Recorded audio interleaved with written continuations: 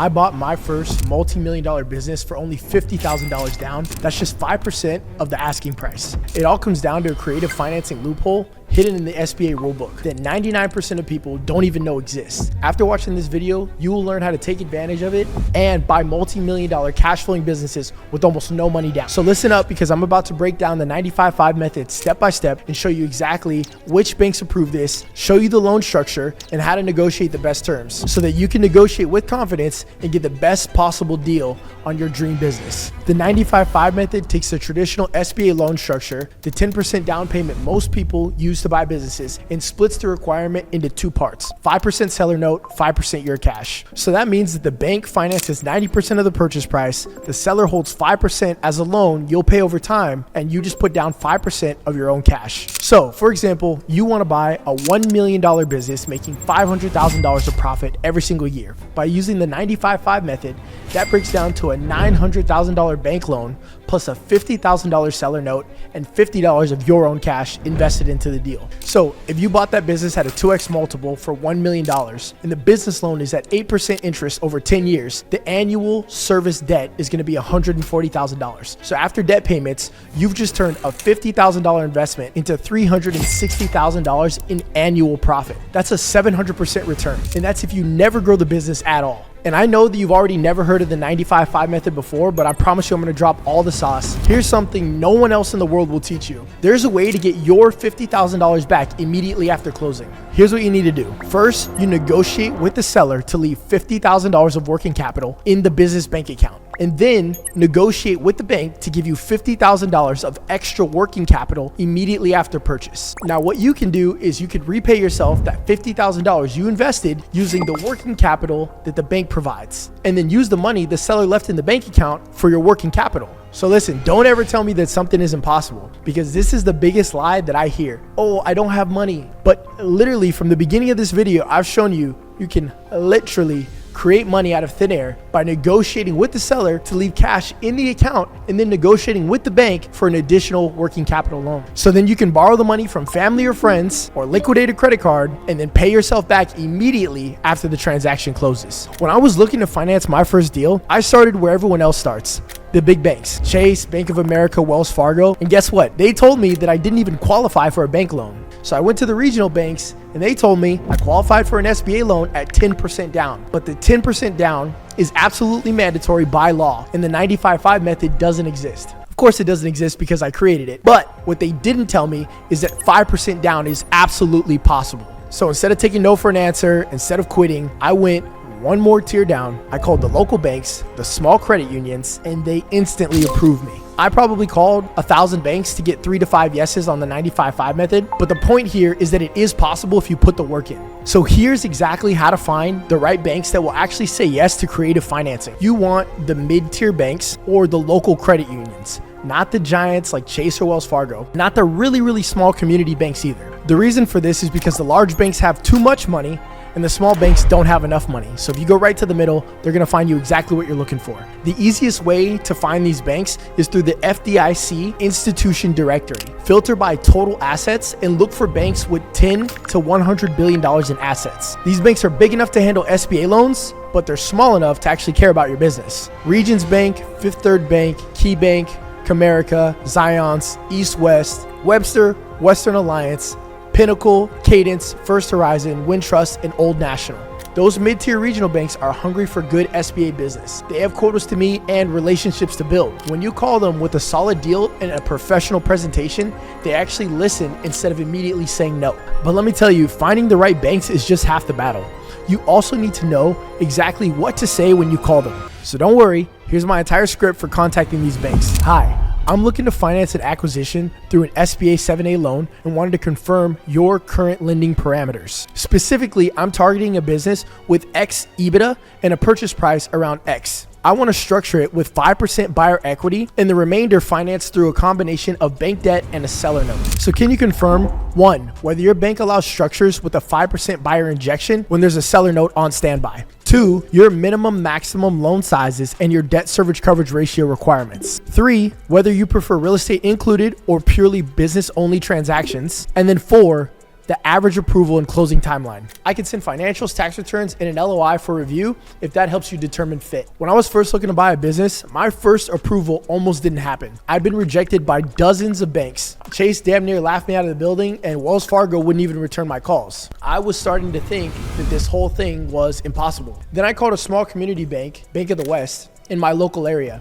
By the way, they're not around anymore, sadly. The loan officer actually listened to my deal structure. I walked him through the numbers and explained the 95-5 method and showed him why it made sense. Instead of immediately saying no, he said, let me run this by my credit committees. 1 week later, he called back with an approval. And that one yes changed my entire business trajectory with just one call. The difference was finding the right banker who understood the creative financing aspects of the deal. SBA bank rules are like the Wild West. Every bank interprets the guidelines differently.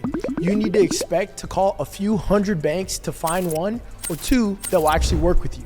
My company has partnered with over 25 banks to finance deals in-house. You can bring us any deal you're looking for to finance using the 95-5 method, and we'll get it financed. We'll take your package, structure it to tell your story in the way the banks want to hear it, and then have the banks bid on your specific project. And then we'll connect you with the best terms. The link to access that is below. Just join the free community to get access. But before any bank will even consider this type of creative financing, there are 3 non-negotiable requirements that will make or break your entire deal. The first requirement is the most important, and it will actually determine whether you succeed or fail spectacularly. You need a business that serves a genuine market need or something people will always want. My first business acquisition was a service-based auto repair shop, and that won't change in the next 100 years. I understand the model. Cars need repairs. Customers pay for parts and labor. I hire skilled mechanics to fix those cars. And then I just focus on the marketing and then the customer service.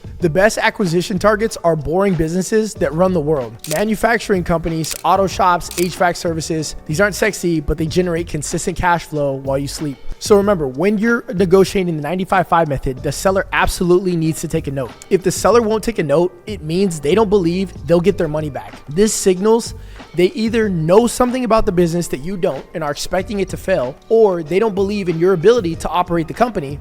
And either one of those scenarios is a massive red flag. So always take a seller note. But you need to know how to structure these seller notes the right way, because getting this wrong will actually kill your deal. For smaller deals under $5 million in enterprise value, you want the seller to hold a 5 to 10% note. But on larger deals above 5 million enterprise value, seller notes typically range anywhere between 15% and 30%. The bigger the deal, the more skin in the game the seller needs to have. You shouldn't be the one taking all of the transaction risk. So there are 2 main ways that I structure these notes. The basic structure is a 5% note at 5% interest paid out over 5 years. Simple, straightforward, but not the most optimal for cash flow. My favorite structure is a 5% note at 5% interest paid out over 15 years with a 5-year balloon payment. What this does is that long amortization schedule keeps your monthly debt payments incredibly low, gives you 5 years to grow the company, and then you either pay off all the debt, consolidate it, pay it all off at once, or refinance it to get more time. This structure is the best in terms of cash flow management, but sadly, sellers don't just automatically agree to hold notes. Usually they want all their money up front. If you were selling a business, wouldn't you?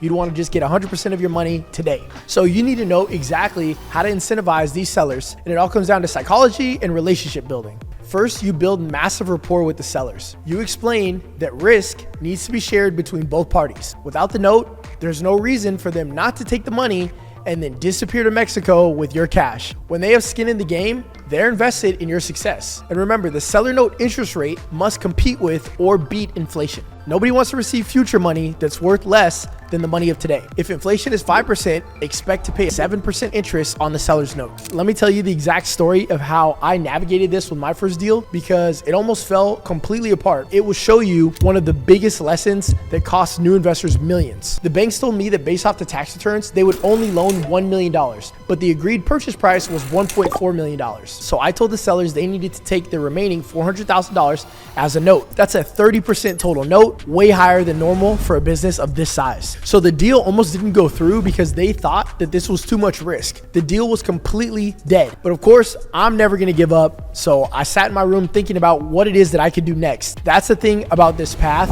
You need to become a deal maker. You don't ever take no for an answer. You will be and have to be the one person on the line, always pushing the deal forward. And you will always be the one having to find the solutions to everyone else's problems, or you just won't succeed with this game. So I came up with a creative solution. My purchase multiple was very low, which meant I had tons of extra cash flow. I offered to pay 40% of the seller note in year 1 and the remaining 60% over the next 5 years. This gave them $1,160,000 at the end of year 1, and their risk became very, very low, and the numbers still cash flowed beautifully. Plus, I wanted to pay off the debt early anyways. When your business makes extra funds, de-risk or de-leverage the opportunity. Pay down the debt or stack cash flow and do not spend it. For me, it was more important to try to get to first base than trying to hit a home run. Once you buy your first deal, you made it to the other side of life. You're now a business owner with the freedom to choose what direction you want to go next. But you can't forget one of the most important parts of structuring these deals, and that's going to be amortization. Amortization is the process of spreading out a loan's cost over time. For loans, each payment covers interest first, then principal until the balance reaches zero. Think of it like paying off a mortgage. Early payments are mostly interest, later payments are mostly principal. So here's why this matters for your deals. If you can negotiate 20 years of amortization for your debt, it creates incredibly cheap monthly payments. I can structure a 10-year balloon payment, giving me a decade to grow the business with affordable debt. Then after, pay off the balloon or refinance it at year 10 with a much stronger, more valuable business. And this strategy is so important because it maximizes your cash flow in the early years when you need it the most to grow and stabilize your business. Most people don't think about amortization schedules, but it's the difference between struggling with cash flow and having plenty of breathing room to scale. But the truth is that science has found everyone actually uses emotion to make their decisions. Here's a story about a guy named Elliot. He suffered damage to the prefrontal cortex of the brain region that processes emotion and decision making. After the injury, his IQ and logic were still intact, but he couldn't even make trivial choices like whether to schedule an appointment on a Monday or Tuesday, and that's because he lost his emotional scale, the ability to feel which option mattered more. That case became central evidence that emotion is required for rational decision making, and that it's actually one of the biggest things that ruins people who like to start growing businesses, because they don't have a second, more experienced person behind them to help regulate these emotional decisions. So they end up getting into a deal way too fast and buying it on bad terms. And that's why we put together Infinite Acquisitions, where we guide you step by step through every part of buying and operating a business so that you can make data-driven decisions with professionals by your side that have done it time and time again successfully. So if you'd like to work one-on-one directly with me and my team, click the link in the description below, book in a call, and we'll talk to you soon.